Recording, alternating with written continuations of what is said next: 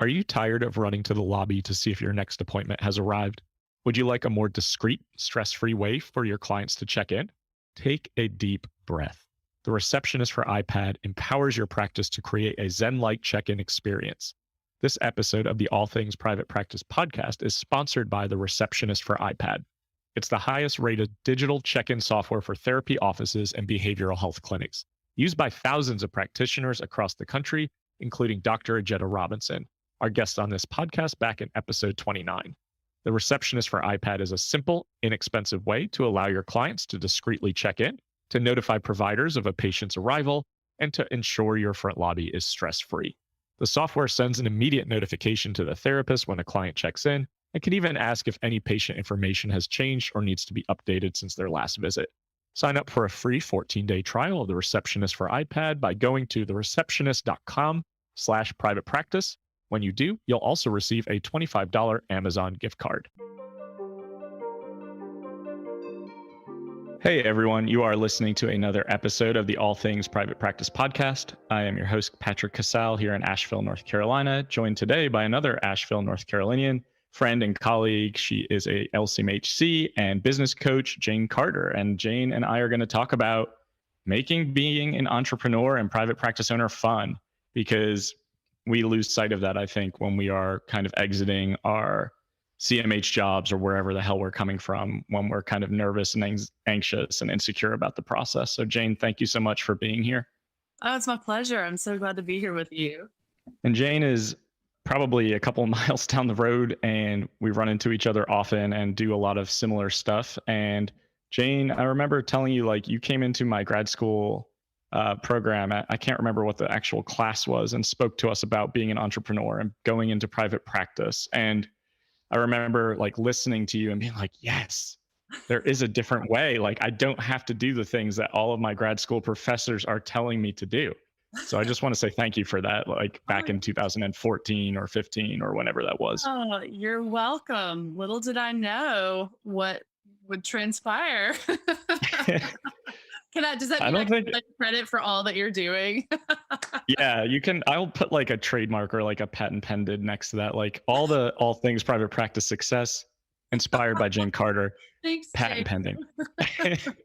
No, I'm so proud of you. I'm so impressed with all that you've done. And I'm just, that actually really touches me. That makes me feel so good that me showing up in a grad school classroom and just kind of doing my cheerful, yay, it's fun, you can do it, has that actually created some inspiration, and that, you know, you following your own bliss has then created something that's really helping many people. You know, it's trickling out to so many lives. So I'm a little humbled and having one of those heartwarming feelings right now. So thank you for sharing that with me. I totally forgot that you were in that class, but you did come up and talk to me later about that. So thanks.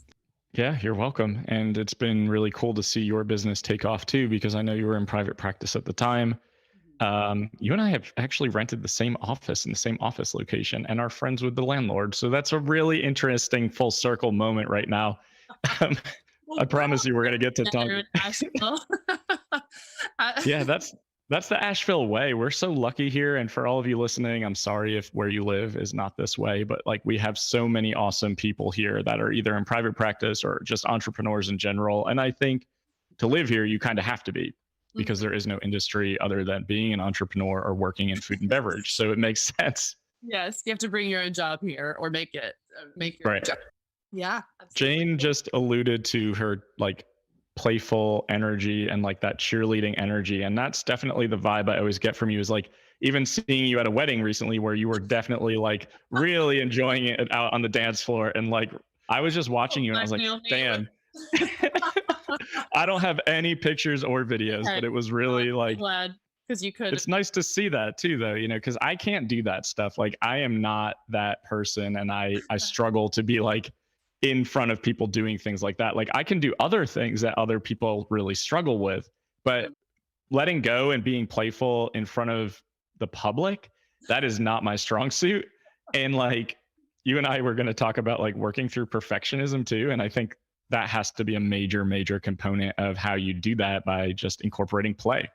Absolutely. Absolutely. And I do, though, I want to point out, though, that you are in front of people being playful. And I mean, I just looked at your Ireland photos and you have the biggest smile on your face and y'all are listening to music and dancing. And, it, the playfulness, it isn't always going to be kind of what we would assume playfulness is. I think about private practice being fun, um, in a much larger sense too, of just following your bliss, like following what lights you up. And my favorite quote is Joseph Campbell: "Follow your bliss, and doors will open that wouldn't have opened otherwise."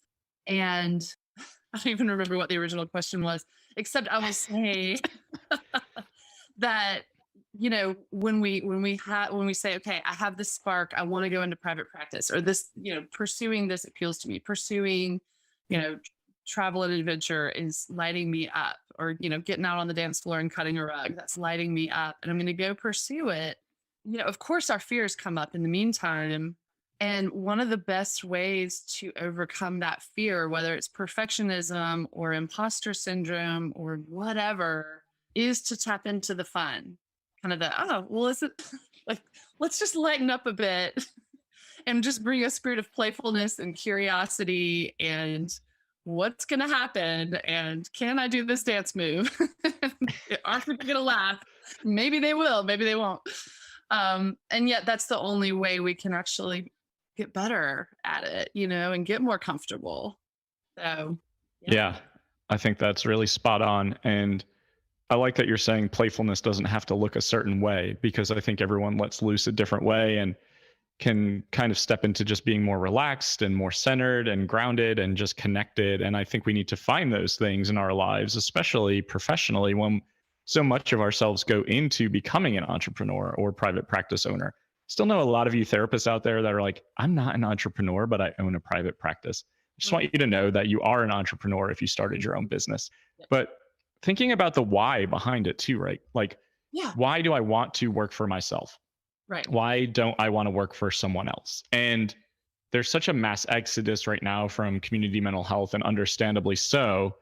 But I think sometimes we don't understand the motivation behind it. We just know, like, I've got to get out, Yeah. and this is exhausting. This is burning me out. Like, I am destroying myself. So I just need something to be different. Sure. And we miss the point where it's like you're saying, this should be fun. This should be a fun experience. Networking, connecting, content creation should feel fun.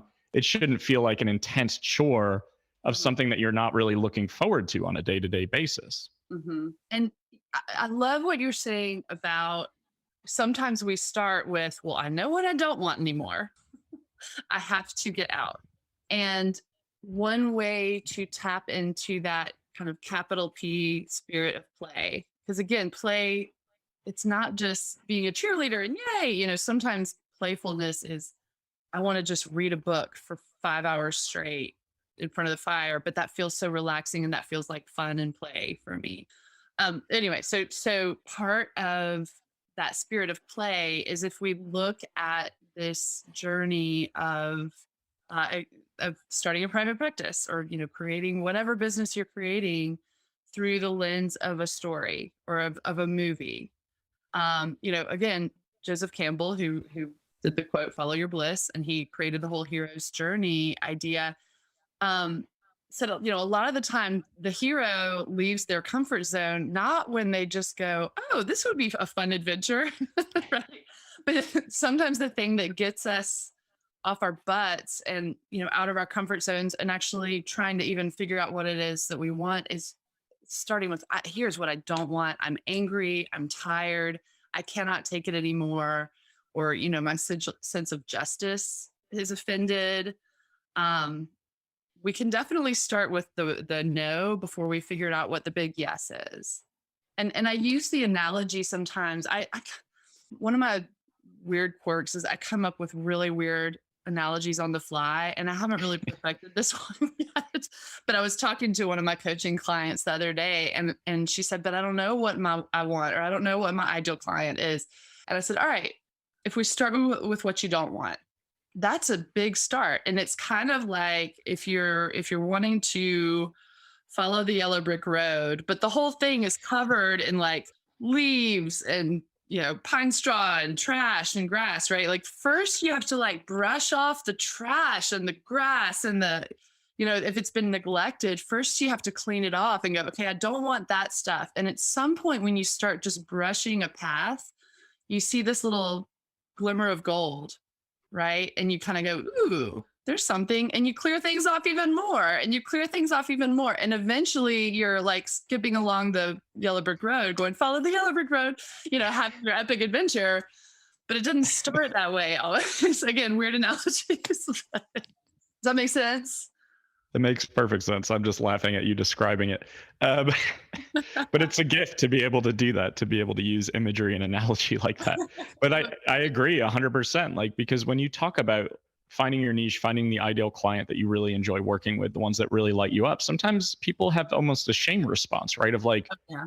but I want to work with everybody. I should have to. I was conditioned to believe that I need to see everybody that comes in the door. And there's a lot that comes up for therapists, especially when you're talking about like, who do you not want to work with? Yeah. And that is a really important question to ask yourself in your business, because you're not getting into private practice ownership or small business ownership to recreate your corporate or agency environment. Mhm. You're doing it to free you up, to feel more energized, to feel more passionate and fulfilled. And I highly doubt you feel that way when you look at your calendar or your schedule and you can see that like client A is 8 years old, client B is 60, client C is dealing with something you don't even know anything about. And you're like, oh shit, I don't know how to help these people. And, it's not even about, do I know how to help? It's like, am I really passionate and energized to do this? And without that, that's when burnout really starts to like rear its ugly fucking head, right? Is like, I don't enjoy what I'm doing anymore. And very quickly we can fall into that trap. Absolutely. Oh, there's so many people who've just recreated their agency experience, but within their private practice. And I'm laughing, but it's really sad. And so when we have that awareness, we can avoid some of those pitfalls. And yeah, I mean, you can't be everything to everyone, or you will be nobody to no one. And I'm now locking in on this analogy of the Wizard of Oz, or actually the Wiz was my favorite as a child, which was the Quincy Jones. Oh, anyway, more it was like New York in the 70s version. But anyway, we'll stick with the Wizard of Oz because more people are familiar with that. Okay, think about. I mean, that movie had enough side trails to me growing up where I think it was hard to hold my attention.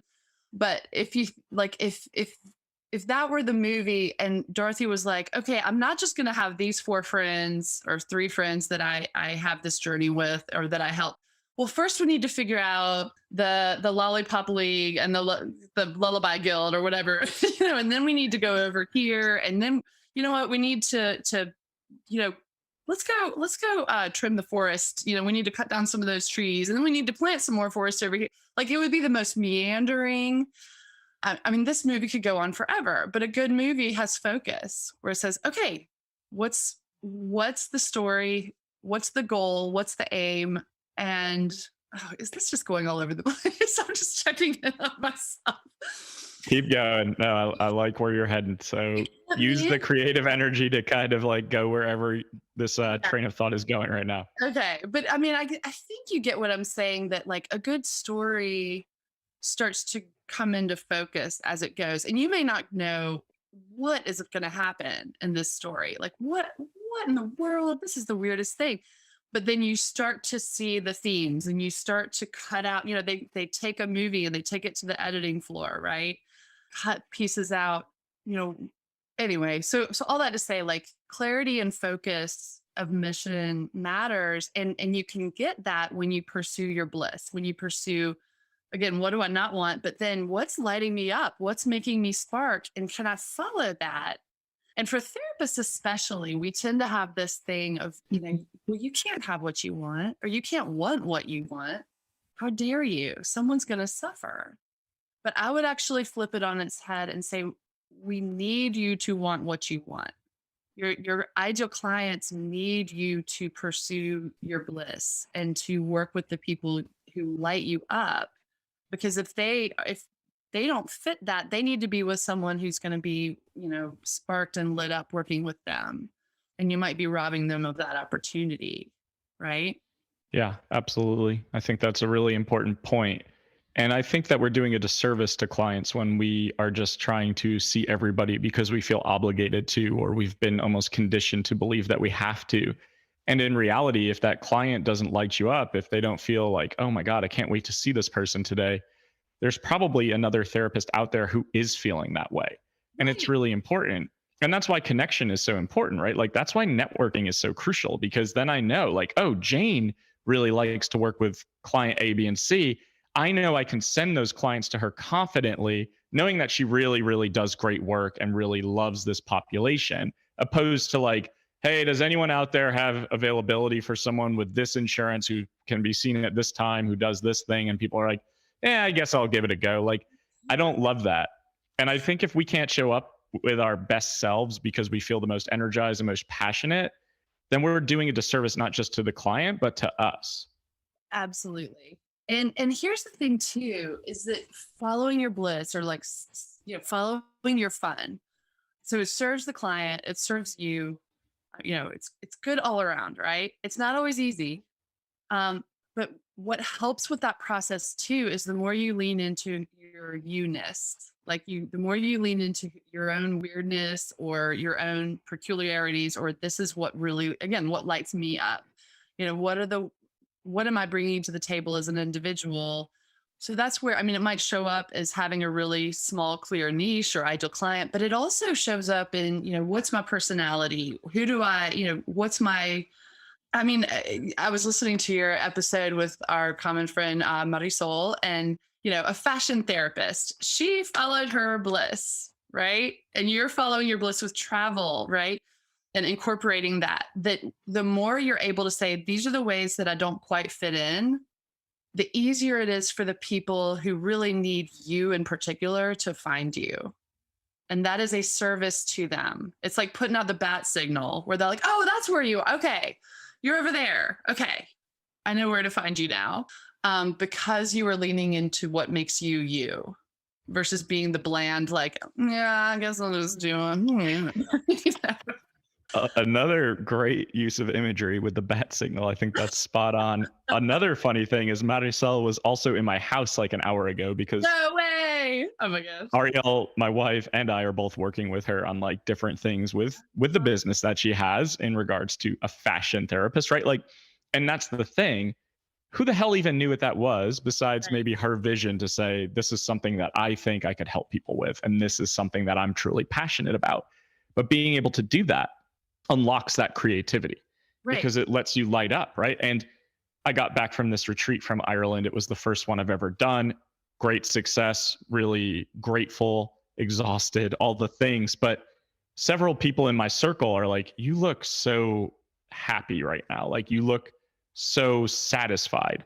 And I thought to myself, I was like, damn, I really am because I get to combine my passion and love for travel and connection with other people and bringing them to these places they may never have gone before.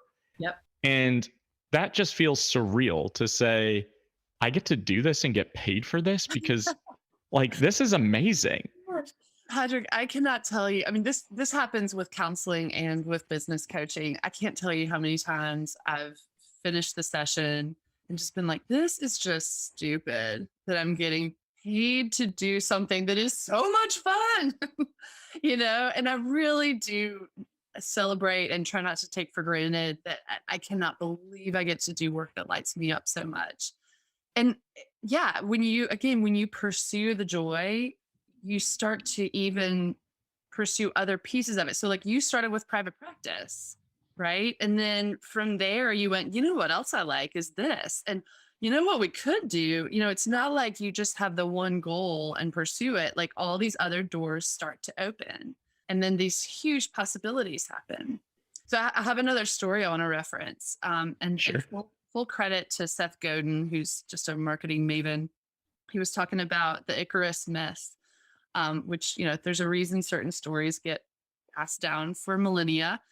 And if you recall, the Icarus myth was, I can't remember the dad's name, but he made these waxen wings for his son. And he said, okay, now you want to go fly out, you're going to go fly, have fun. Don't fly too close to the sun or your wings will melt. And we love to do the imposter syndrome thing of like, if I fly too close to the sun, my wings will melt and I'll die. I better not be too prideful. I better be careful. Let me play it safe. But Seth Godin pointed out that people often forget the second half of that, which was, but don't fly too low. Because if you fly too close to the ocean waves, the mist will weigh your wings down and surely you will die. And, so it was the other piece of it is how dare we stay small? And I don't just mean small, like having a small private practice. That might be someone's flying close to the sun, right? How dare you, like, don't you dare keep that bliss to yourself and say, no, that's not for me, or I'm not allowed to, or, if you have a spark, you really may need to pursue that. And there may be a lot of people out there who need you to pursue that spark. And it certainly makes for a better story. The Oscars were last night. I didn't watch them. I'm not into it anymore. But, think about all the movies that would be so boring if someone was like, oh, I want that. No, I won't. The end.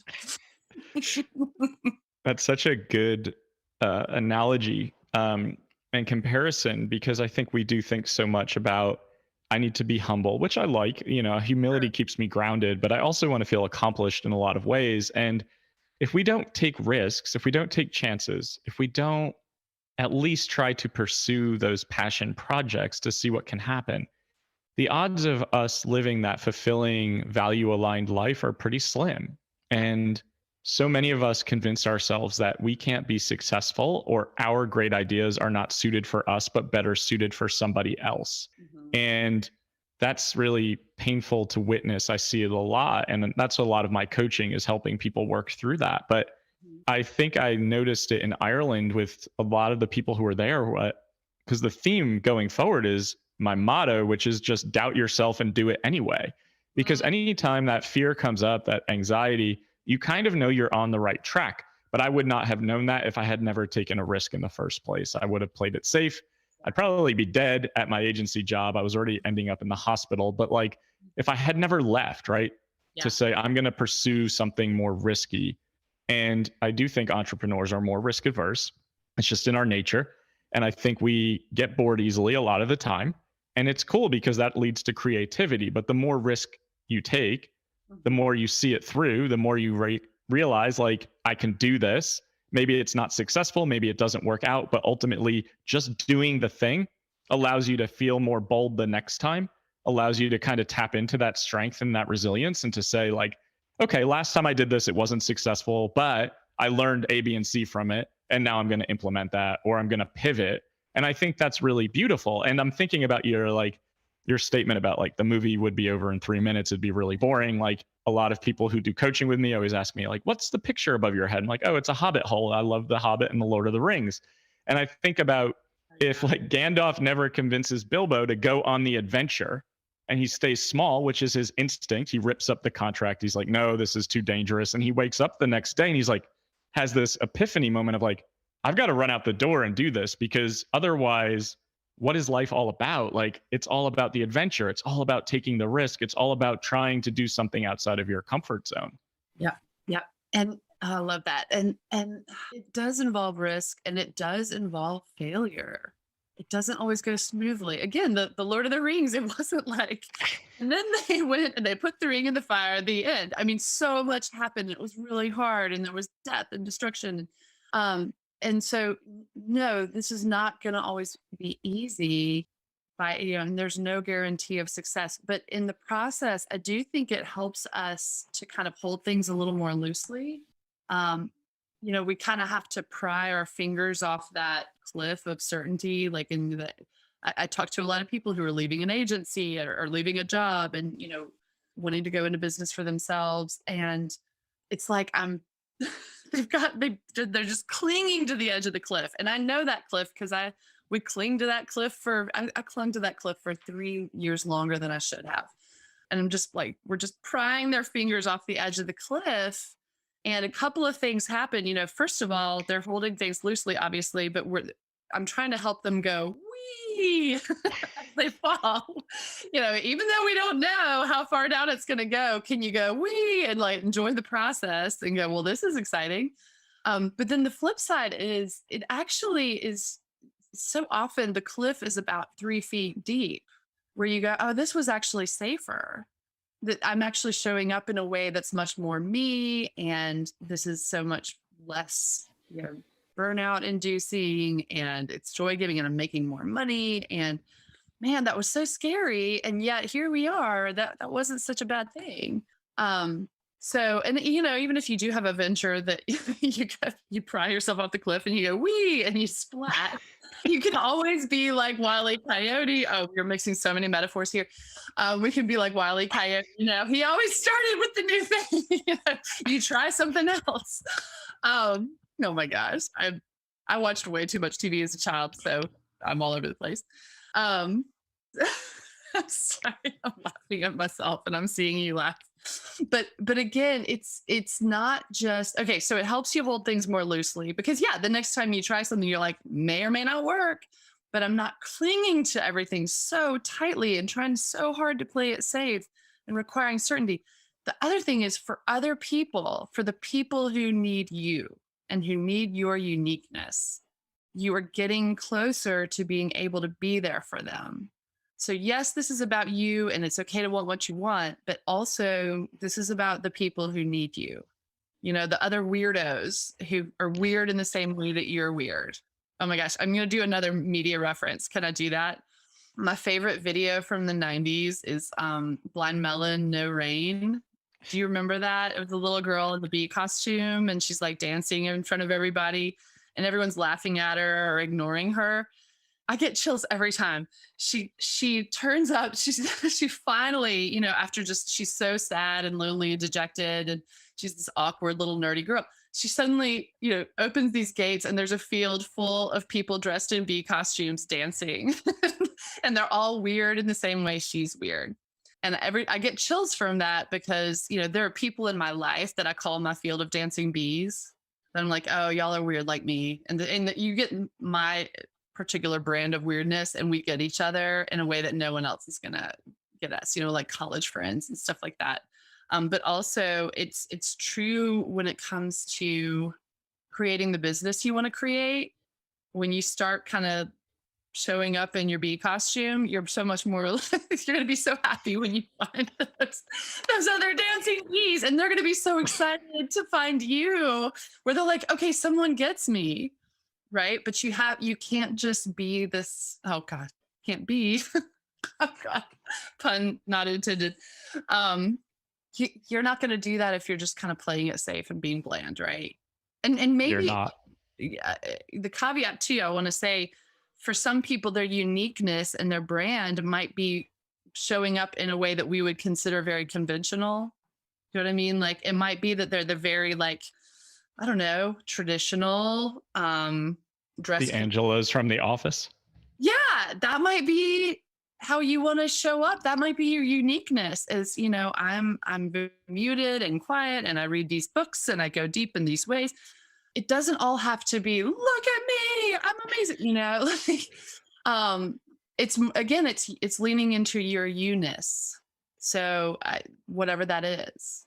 I really like that. And I really like that when you're saying this, like about the bee costume and like your group of people that are in your corner, you kind of light up. So none of you are going to see this video, but Jane's face really shifted when she was talking about that. And I think that's so spot on is like when you find your people, when you find your inner circle, so to speak, it's really easy to kind of also create like group momentum, which can serve as a catalyst to really start to put more out to the world because you've got these people who get you, see you, and have your back. And also will tell you like, no, that idea fucking sucks. And we think you should edit it or tweak it a little bit. I have a mastermind group and anytime I'm creating something on Canva, I send it into the group because one of our people is a marketing SEO specialist and one of them is an artist. And they'll be like, no, I think the color scheme needs to be different or like the content, the font needs to shift. And I'm like, okay. I never thought about that, but it's good to have those people in your corner. And Absolutely. referencing the hero's journey again, like having the guide slash mentors and the people around you that can kind of push you out the door, but also are going to be there with wisdom and shared experience, I think is really crucial. And whether that means business coaching, whether that just means mentorship, whether it means supervision, but having those people in your corner, Yeah. because I think that allows us to create and step into the best versions of ourselves. The more we can surround ourselves with people who have walked the walk, talk the talk, they don't always have the answers. They at least show up authentically, and they'll show up in times of need or in crisis, but they also are going to help push us outside of our comfort zone because they see something in us that maybe we don't see ourselves. Yeah. And you get to be that person for them. I mean, I think about one of our first deeper conversations. You were talking about some imposter syndrome and that kind of thing. And here you are helping people with imposter syndrome left and right, for example, right? Or like one of our first conversations was about private practice. And now here you are helping not only in private practice and running a group practice, but you're helping people create that entity so that they can then serve other people. Like you get to be that person for them. You get to be the field of dancing bees for other people. Doesn't that feel great? It does feel great. It's when you were saying that, I'm like taking it in, and it's amazing, because it goes back to what you were saying about the journey. And you don't always have clarity around the journey though, right? Like I knew I wanted to be an entrepreneur because I value the things that most entrepreneurs value, like travel, freedom, more money, flexibility, time, all the things, right? But and creativity, throw that in the mix. But like I didn't know where that went. I just knew private practice was the next stop. And Right. I think private practice for many is going to be the final endpoint. And for some, it's just going to be one exit off the highway. And sometimes you're going to make that U-turn. Sometimes you're going to circle back around. Like sometimes you're going to doubt yourself, break down on the side of the road, and then fix your tire and move on. But like, you've got me so creative right now. I'm going to make some All TikToks after this. times. Uh, but, like I never foresaw community mental health, feeling major imposter syndrome and self doubt, going into private practice, questioning myself at every turn, like in a bad client interaction. Oh, I'm a shitty therapist. Oh, the phone's not ringing, whatever the case may be. To private practice coach, to group practice owner, to podcast host, to retreat host. Never in a fucking million years did I see that journey or that path. So for those of you listening, wondering if you should take that first step, I encourage you to take that first step, to take that fucking leap, to jump, to let yourself fall off the cliff, so to speak, like Jane's talking about. And even like you have me so full of imagery. I was watching Encanto the other day and thinking about like when Stephanie Beatrice's character is chasing Bruno through the house and she falls into the hole, but then it's like 2 feet deep and the like mist clears and they're both like, oh, this isn't that scary. Like this isn't that deep. And I think that is so reflective of what actually happens when we start to become entrepreneurs. Like, yeah, it's scary. Yeah, it's anxiety producing, but like it's not a pit of despair either. It is just like these little holes here and there and these obstacles that sometimes you fall down and you brush your knees off and you get back up and you keep Yeah. kind of pedaling. Can I come full circle? And I promise I did not plan this. But sometimes the metaphor comes back and gets you. I want to come full circle to the whole Wizard of Oz theme because I truly believe it's not just about the end goal, it's about who we become in the process. It's if you had left community mental health and had a successful, everything you're doing right now within a week, it would be like, or this is totally overwhelming, you're right. But it wouldn't be a very interesting story, right? But it's the journey along the way and how it changes you and how every time you have to take a risk and you realize, oh, I am courageous. So at the end of the Wizard of Oz, she's like to the lion, she's like, you had courage all along and you didn't know it. And the Tin Man, you do have a heart. And the Scarecrow, you absolutely have brains. Look at all that you did. Sometimes it's developing skills, but a lot of it too is uncovering what we already have and realizing, oh, there's power in that and there's value in that. And so much of it is just practicing trusting what's already there and going, okay, what if I'm enough? Or, what if I just put more practice into using this thing I already have, again, not only could I get what I want and get further along the road, but I'm helping other people in the meantime. I know, I mean, I keep stressing this. People need you to be you, and you're going to become more you along the way. So I absolutely think that building a private practice is a therapeutic process. Yes. Couldn't say it better myself. And I'm glad we went back to Wizard of Oz imagery and metaphor. But you're so right. It is about the journey and how you kind of get shaped and molded throughout the way because you develop as a person, Yeah. which helps you develop as a professional. And there is heartache. I mean, there is Mhm. definitely suffering sometimes. I mean, I definitely remember questioning a lot of myself in the first year of private practice. It's normal if you're feeling that way out there. Like it's your first year, you're even considering it, you're struggling, like you question yourself, you question your decisions. Yeah. It's totally, totally part of the process and it's part of the journey. And you really don't know where that journey is going to lead in 2, 3, 4, 5 years. You just don't. And just stay the course. And hopefully, if you're able to have support, mentorship, coaching, guidance, whatever you need, but make sure you're surrounding yourself with people who are going to allow you to be you and give yourself permission to do the same. And also just have fun with it. I think that's the message to take away. Just have fun with it. Like Jane said, chase the joy, chase the bliss, and just remember why you're doing this in the first place. And, Jane, I want to just thank you for being on here. You made me laugh. Yeah, I'm so glad that I made you laugh. And again, it's I mean, okay, I'm gonna be meta, but like this is really fun for me. I love talking about this stuff. And I appreciate you giving me the chance to talk about it because I've followed my fun and now I get to do this thing that's really enjoyable. So I always love our conversations. But Well, thank you. Thank you. And yeah. tell everyone where they can find more of your coaching and where to find you on social media so that they can connect with you. And just for everyone's sake, that will also be in the show notes. So you'll have that information in multiple places too. Awesome. So my website is janecartercoaching.com and I have a few freebies. I do some free coaching events. I have a free download, 5 ways to make more money in your business now. Which even though it's a like how to make more money, it's very mindset-y too. And it's really how to enjoy this more.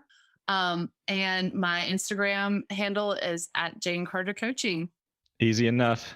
Nice and straightforward. Maybe you need to rebrand though, because like all I this know. Wizard of Oz talk, like, you know, It's so hard and I not to feel like written cheesily, like Wizard of Oz, your Yellow Brick Road coaching. I don't know. I would overdo the metaphor too much. I do a lot of Harry Potter metaphors too. And I was like, maybe I'll do a whole coaching around Harry Potter. But anyway, I'll just cheese it I up. actually listen, I hate Harry Potter. I've said this on this podcast before. My wife loves Harry Potter. She hates Lord of the Rings. It's a house divided. But she would also say that's because I'm a Slytherin, apparently. But that's not the point. Sorry, I feel her about this. This is I'm on But I think that you could do something like that because I think people are so attracted to thematic yeah. mindset work because you can really step into that childhood experience of playfulness, right? Like if Playfulness. someone was like, "Hey man, I've got this Lord of the Rings coaching program I'm launching. Do you want to be a participant or a beta tester or like anything involved?" And I'd be like, "Yes. How much money do you want and where do I send it?" So like, that actually just gave me a really good idea. All right, cool, cool, cool, cool. Oh my gosh. Let's do an adventure and can I come to New Zealand with you? Right. Exact. Oh my God. That's exactly what I was just thinking. I just read your mind. We're we might be in each other's little dancing bees because I think travel is also one of my things. So yeah. Travel is crucial for me. And I think if anyone is still listening, what you just witnessed is how playfulness and energy is contagious, but it also unlocks creativity because now my brain is like going a mile a minute of like, ooh, when you get off this podcast, you should record another podcast on topic A, B, and C. And you should create this retreat in New Zealand for Lord of the Ring enthusiasts and travel lovers. So anyway, follow your joy, follow your bliss, follow that passion. Know that it's going to be scary and that that's okay. Doubt yourself and do it anyway. And we'll see you next Monday.